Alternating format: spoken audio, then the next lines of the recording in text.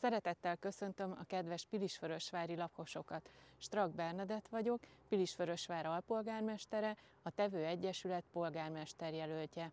A Tegyünk Együtt Vörösvárért Egyesület alapítása óta a város fejlődéséért tevékenykedik. Az elmúlt 5 évben is ezt a célt szem előtt tartva értük el sikereinket a városvezetésben.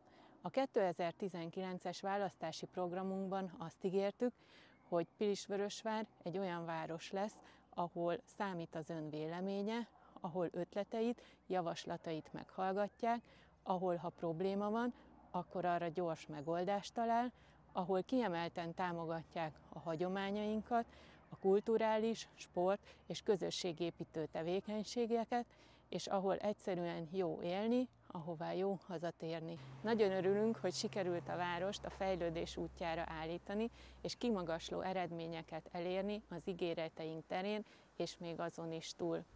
Ezeket az eredményeket úgy sikerült elérnünk, hogy számos olyan nehezítő körülménnyel kellett szembenéznünk, amellyel a korábbi városvezetéseknek még sosem. Ilyen volt a Covid, a Sberbankban vesztett teljes városi vagyon, az energiaválság és a magas infláció.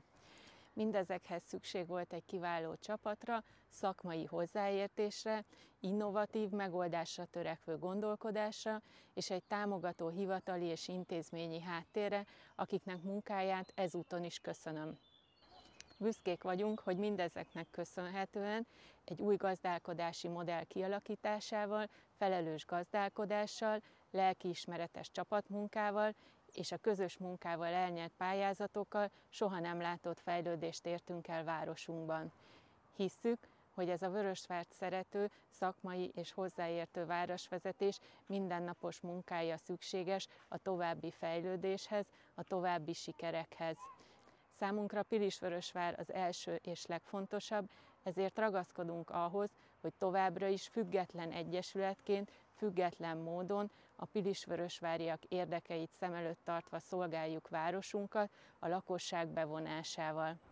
Az elmúlt 5 év elhivatott lendületét a Tegyünk Együtt Vörösvárért Egyesület megválasztása esetén folytatja, ezért kérem, támogassa Vörösvár fejlődését, és szavazzon rám és a Tegyünk Együtt Vörösvárért Egyesület képviselőjelöltjeire. Köszönjük támogatásukat!